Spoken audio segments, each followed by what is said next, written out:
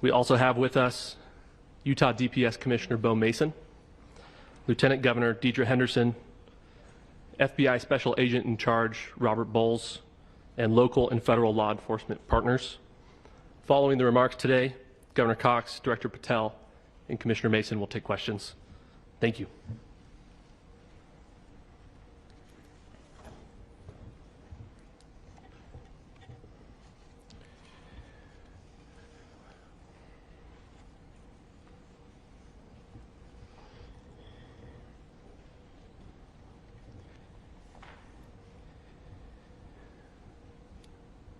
Good morning, ladies and gentlemen.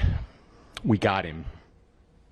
On the evening of September 11th, a family member of Tyler Robinson reached out to a family friend who contacted the Washington County Sheriff's Office with information that Robinson had confessed to them or implied that he had committed the incident. This information was relayed to the Utah County Sheriff's Office and scene investigators at Utah Valley University. This information was also conveyed to the FBI. Investigators reviewed additional video footage from UVU surveillance and identified Robinson arriving on UVU campus in a gray Dodge Challenger at approximately 8:29 a.m. on September 10th, in which he is observed on video in a plain maroon t-shirt, light-colored shorts, a black hat with a white logo, and light-colored shoes. When encountered in person by investigators in Washington County on September 12th, in the early morning hours, Robinson was observed in consistent clothing with those surveillance images. Investigators interviewed a family member of Robinson who stated that Robinson had become more political in recent years. The family member referenced a recent incident in which Robinson came to dinner prior to September 10th, and in the conversation with another family member, Robinson mentioned Charlie Kirk was coming to UVU. They talked about why they didn't like him and the viewpoints that he had. The family member also stated Kirk was full of hate and spreading hate. The family member also confirmed Robinson had a gray Dodge Challenger. Investigators identified an individual as the roommate of Robinson. Investigators interviewed that roommate, who stated that his roommate, referring to Robinson, made a joke on Discord. Investigators asked if he would show them the messages on Discord. He opened it and showed several messages to investigators and allowed investigators to take photos of the screen as each message was shown by Robinson's roommate. These photos consisted of various messages, including content of messages between the phone contact named Tyler with an emoji icon and Robinson's roommate's device. The content of these messages included messages affiliated with the contact Tyler, stating a need to retrieve a rifle from a drop point, leaving the rifle in a bush, messages related to visually watching the area where a rifle was left, and a message referring to having left the rifle wrapped in a towel. The messages also refer to engraving bullets and a mention of a scope and the rifle being unique. Messages from the contact Tyler also mentioned that he had changed outfits. I know there has been speculation as well as to the writing on those casings, those bullet casings, and I believe we have that as well. And I will share that with you now. So the area north of Campus Drive Road where the suspect crossed over, you saw some of that in the video that we released last night, consists of a grassy area with trees on the edge of the UVU campus. Investigators discovered a bolt-action rifle wrapped in a dark-colored towel. The rifle was determined to be a Mauser Model 98 30-06 caliber bolt-action rifle. The rifle had a scope mounted on top of it. Investigators noted inscriptions that had been engraved on casings found with the rifle. Inscriptions on a fired casing read, "Notices, bulges, capital O-W-O, what's this, question mark." Inscriptions on the 3 unfired casings read, "Hey fascist, exclamation point, catch, exclamation point." Up arrow symbol, right arrow, and symbol, and 3 down arrow symbols. A second unfired casing read, "Oh Bella Chow, Bella Chow, Bella Chow, Chow Chow," and a third unfired casing read, "If you read this, you are gay, LMAO." We are indebted to law enforcement across the state who's worked seamlessly together, local law enforcement, state law enforcement, and our federal partners with the Federal Bureau of Investigation. We're grateful for everyone who worked together in such a short amount of time to find this person and to bring justice. I want to thank the public who has been so engaged, reviewing videos, helping us with sending in tips, and helping us get to this point. I want to thank the family members of Tyler Robinson who did the right thing in this case and were able to bring him into to law enforcement as well. I especially want to thank the family of Charlie Kirk, Erica, Charlie's parents, his children. I want us to be thinking of them as we bring justice in this case. They will be involved in that justice. We will be working very closely with them as we move through this process as well. This is a very sad day for our country, a terrible day for the state of Utah, but I'm grateful that at this moment we have an opportunity to bring closure to this very dark chapter in our nation's history. With that, I will now turn the microphone over to the Director of the FBI, Kash Patel. Thank you, Governor. This is what happens when you let good cops be cops. The FBI and our partners are proud to stand here today together to bring justice to the family of Charlie Kirk and honor his memory. I want to express my deep gratitude to President Trump, the Vice President, and the entire White House who have been so incredibly supportive with both resources and just personally to the FBI as a team. They had our backs the entire way, and I just want to express my gratitude for giving us the resources we need to operate in this space to bring this sort of justice at this sort of speed. In 33 hours, we have made historic progress for Charlie. Governor Cox, our partnership has been absolutely incredible these last few days. Our partnership will endure. Your state and local partners, your sheriffs, your DPS community has been unbelievably impressive in the hardest of times. And a case like this cannot be solved, cannot be brought without partnering with your state and local authorities. The FBI has a certain role to play, and we will play that role, and we will lead out for the federal government. But Governor Cox, we are so grateful for your state partnership that led out on this investigation. A little bit of the timeline. Charlie was shot at 12:23 p.m. on Wednesday.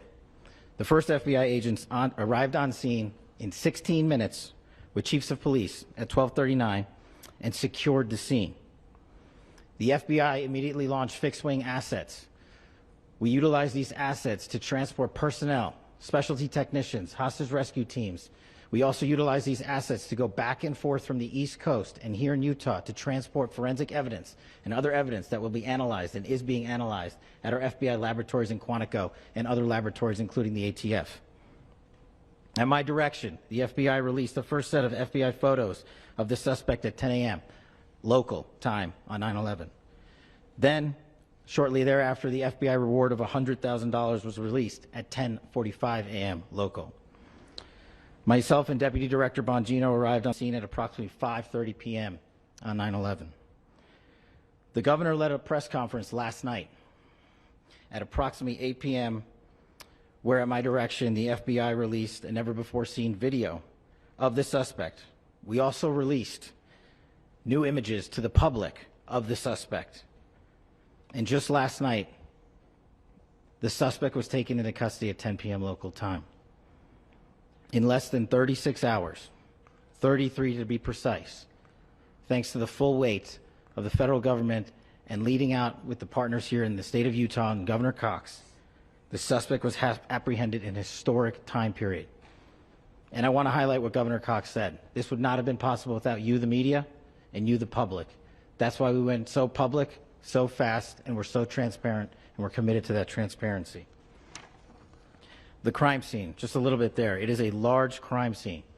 State and local authorities, along with federal authorities, processed that crime scene quickly. And I even had the ability to walk through that crime scene and walk through the steps the suspect took to learn more about what was needed and what resources we needed to bear to create a full picture for the FBI and leadership back in Washington.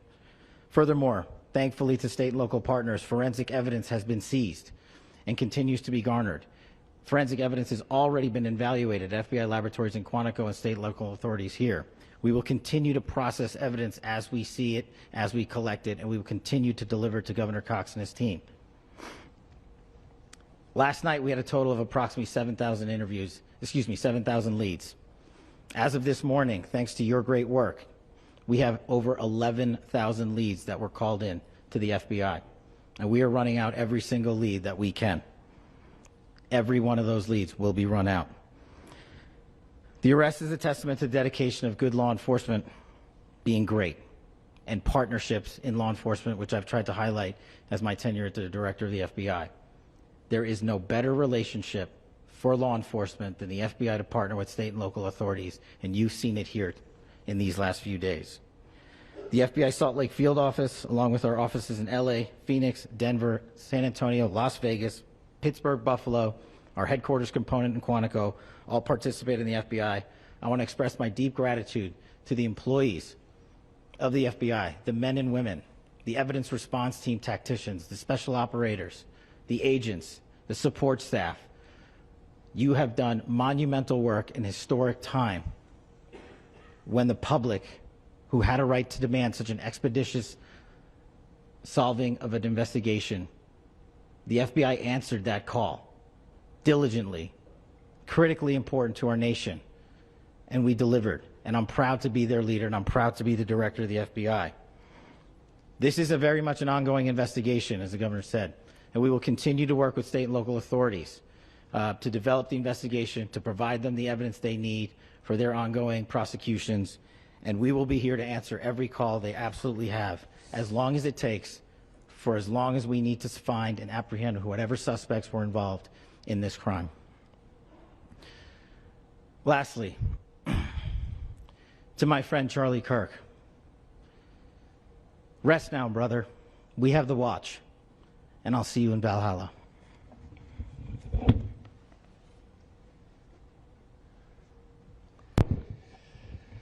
Thank you, and good morning.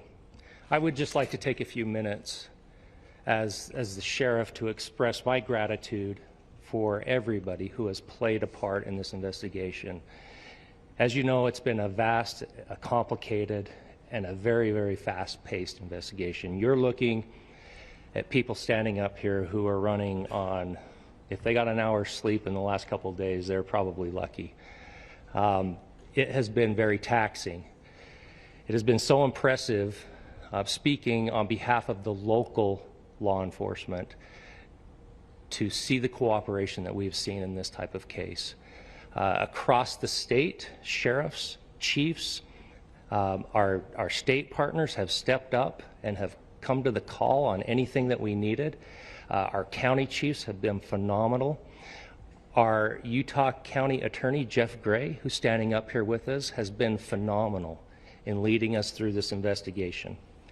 I would like to thank the federal government for their resources, their assets. Our local team here, our FBI team, has been extraordinary in helping us work through this and bring this person to justice. Most of all, I would like to thank the public, and specifically, I would like to thank the public who turned to prayers and who turned to positiveness for us. I would like to thank them on behalf of the law enforcement community, because we needed those prayers. That's what we needed to get through this. We needed your support, and you gave it to us. We needed your patience, and you gave it to us. And I would like to thank you for the Kirk family, because that's what they need, is your support and your prayers, and that will get us through all of this.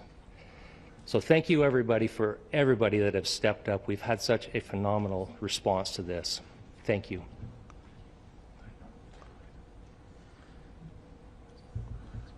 I also want to give a special thanks to the Attorney General and the Department of Justice. Their unwavering support and their commitment to justice is shown true here. And without AG Bondi and Deputy Attorney General Todd Blanche and the resources they brought to bear, we would not have been able to complete our mission. And I just want to say special thanks. It's an honor to be a part of the Department of Justice. Thank you again to our incredible law enforcement team who has worked so hard. Sheriff, I got a solid 90 minutes last night, so I'm probably the most well-rested person up here. Ladies and gentlemen, I get the microphone, so I hope you'll permit me a moment just to share a few more thoughts about where we are and how we got here and maybe a little bit of where we go from here. I don't want to get too preachy, but I think it's important that we, with eyes wide open, understand what's happening in our country today. I've heard people say, well, why are we so invested in this? There's violence happening all across our country, and violence is tragic everywhere, and every life taken is a child of God who deserves our love and respect and dignity. This is certainly about the tragic death, political assassination of Charlie Kirk. But it is also much bigger than an attack on an individual. It is an attack on all of us. It is an attack on the American experiment. It is an attack on our ideals. This cuts to the very foundation of who we are, of who we have been, and who we could be in better times. Political violence is different than any other type of violence for lots of different reasons. One, because in the very act that Charlie championed of expression, that freedom of expression that is enshrined in our founding documents, in having his life taken in that very act, makes it more difficult for people to feel like they can share their ideas, that they can speak freely. We will never be able to solve all the other problems, including the violence problems that people are worried about, if we can't have a clash of ideas safely and securely. Especially those ideas with which you disagree. That's why this matters so much. Over the last 48 hours, I have been as angry as I have ever been, as sad as I have ever been. And it was, as anger pushed me to the brink, it was actually Charlie's words that pulled me back. I'd like to share some of those. And specifically right now, if I could, I need to talk to the young people in our state, in my state, and all across the country. As President Trump reminded me, he said, you know who really loved Charlie? The youths. And he's right. Young people loved Charlie, and young people hated Charlie. And Charlie went into those places anyway. And these are the words that have helped me. Charlie said, when people stop talking, that's when you get violence. He said, the weak can never forgive. Forgiveness is the attribute of the strong. The only way out of the labyrinth of suffering is to forgive. Welcome without judgment, love without condition, forgive without limit. He said, always forgive your enemies. Nothing annoys them so much. A few months ago, I referenced this last night, Charlie posted to social media, when things are moving very fast and people are losing their minds, it's important to stay grounded. Turn off your phone, read scripture, spend time with friends, and remember, internet fury is not real life. It's going to be okay. He again said, when you stop having a human connection with someone you disagree with, it becomes a lot easier to commit violence. He said, what we as a culture have to get back to is being able to have a reasonable agreement, where violence is not an option. Now, again, to my young friends out there, you are inheriting a country where politics feels like rage. It feels like rage is the only option. But through those words, we have a reminder that we can choose a different path. Your generation has an opportunity to build a culture that is very different than what we are suffering through right now. Not by pretending differences don't matter, but by embracing our differences and having those hard conversations. I think we need more moral clarity right now. I hear all the time that words are violence. Words are not violence. Violence is violence. And there is one person responsible for what happened here. And that person is now in custody and will be charged soon and will be held accountable. And yet, all of us have an opportunity right now to do something different. I want to thank my fellow Utahns. This bad stuff happens. For 33 hours, I was praying that if this had to happen here, that it wouldn't be one of us. That somebody drove from another state, somebody came from another country. Sadly, that prayer was not answered the way I had hoped for, just because I thought it would make it easier on us if we could just say, hey, we don't do that here. And indeed, Utah is a special place. We lead the nation in charitable giving. We lead the nation in service every year. But it did happen here. And it was one of us. But I want you to look at how Utahns reacted the last 2 nights. There was no rioting. There was no looting. There were no cars set on fire. There was no violence. There were vigils and prayers and people coming together to share the humanity.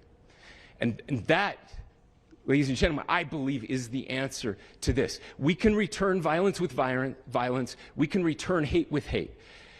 And that's the problem with political violence, is it metastasizes.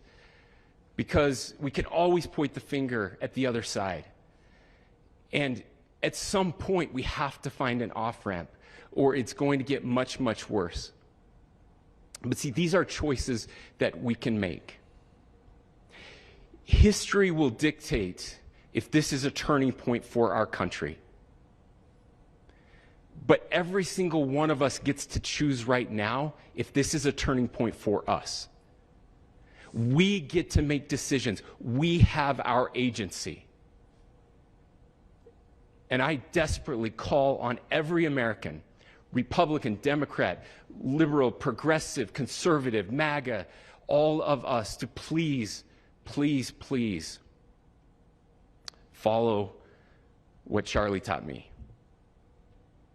I'll just conclude with words I share often from a friend and author, Yuval Levin, who was asked if he was optimistic about our country. And he said, I'm not optimistic. He said, I hate optimism. Like, that sounds bad. But he said, optimism is a vice. It's this idea that good things are just going to happen. And he said, in the history of the world, good things have never just happened. He says, I'm not optimistic, but I am hopeful. And hope is the virtue that sits between the vices of optimism and pessimism. Hope is the idea that good things are going to happen because we can make them so. I still believe in our country. And I know Charlie Kirk believed in our country. I still believe that there is more good among us than evil. And I still believe that we can change the course of history. I'm hopeful because Americans can make it so. Ladies and gentlemen, we're happy to answer any questions you might have. Governor, can you please speak to whether the suspect is speaking with authorities and his demeanor, Tyler Robinson, when he turned himself in? I cannot speak to that right now. Governor, how do you interpret the engravings on Casey? Well, I will leave that up to you to interpret what those engravings mean. I think the clearest one that says "catch fascist," there's not, and by the way, that's like catch like a ball, catch this. That's I think that speaks for itself. Governor, you indicated that he had been communicating. Talk about this level of hatred that this person expressed in the dinner. Beyond that, is there anything in your view that you've discovered that may have radicalized or changed him to prompt him to commit such a horrific? There's nothing more that we can share at this time. Governor, you indicated that he had been communicating with a friend on Discord about the gun. Do you anticipate any more arrests? We do not at this time have any information that would lead to any additional arrests. Do you believe he acted alone? Yes, but the investigation is ongoing. How he came into custody of police and where he is right now? Yes, so right now, Mr. Robinson has been booked into the Utah County Jail. You heard the president this morning report that he was taken into custody, that his family and a friend helped to deliver him into custody of law enforcement in Washington County. For those of you that don't know where Washington County is, it is the southwesternmost part of the state of Utah. It's about a 3.5 to 4 hour drive from here, where we are right now, and that's where he lived and where they turned him in. Please, I'll go here. I can't share any more than what I've already shared. Yeah.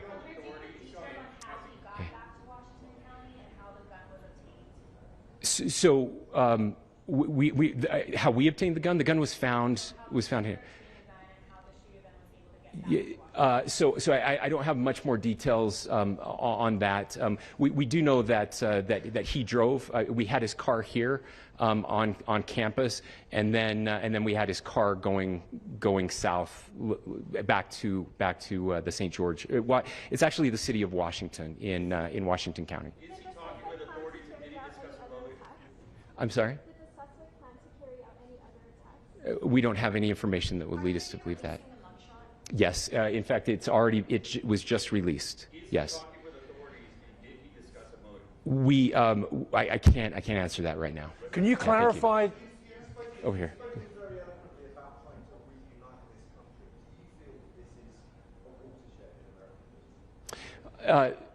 I absolutely believe that this is a watershed in American history. Yes. The question is what kind of watershed, and that chapter remains to be written. Is this the end of a dark chapter in our history, or the beginning of a darker chapter in our history? Look, I mean, if you look at true political assassinations in this country of someone of this stature, this feels a lot like the late 60s, and having one so gruesomely displayed on camera in all of our hands and in all of our pockets. We are not wired as human beings biologically, historically. We have not evolved in a way that we are capable of processing those types of violent imagery. And by the way, we've seen another one with a gruesome stabbing very recently that went viral. This is not good for us. It is not good to consume. Social media is a cancer on our society right now. And I would encourage people to log off, turn off, touch grass, hug a family member, go out and do good in your community. That is happening, and it's happening organically right now. I had a friend in a small city in Utah who said, we're getting together, the Republicans and Democrats in my little town are getting together to have a discussion last night, just to find a way to find their better angels. So yes, this could be, I mean, again, you have to go back to JFK to have seen a video live of something like this happening. I wasn't born until 1975, but I know that things were really dark in the late 60s. Sorry to some of you. I know some of you were there. This is our moment. Do we escalate, or do we find an off-ramp? And again, it's a choice. It's a choice, and every one of us gets to make that choice. Two more questions right here. Could we clarify that the release of those enhanced images at 8 p.m., the timeline that Director Patel gave us, led to the arrest at 10 p.m.? Is there a direct connection between those two events? I cannot comment if there is a direct connection or not, but all I can say is that, that through some process, the family came to know that this had happened. One more thing, Governor. Could you just clarify the clothing issue you mentioned earlier? Was he changing outfits? Could Correct. you just clarify this? Yes. So when he's first spotted on campus, he has different clothing on, and then he changes clothing on the roof, and then changed back into that clothing at some point, so that when he was apprehended, when he was arrested, the clothing matched the clothing he had on before the shooting here at UVU. Last question here. Yes. The suspect was from Utah. Can you kind of tell us a little bit more about where, and was he a student here at this university, and is there any history of mental illness? Yeah. So I don't have any information on the mental illness part. He was not a student here at UVU. He was living and had lived for a long time with his family in Washington County, in the southernmost part of our state.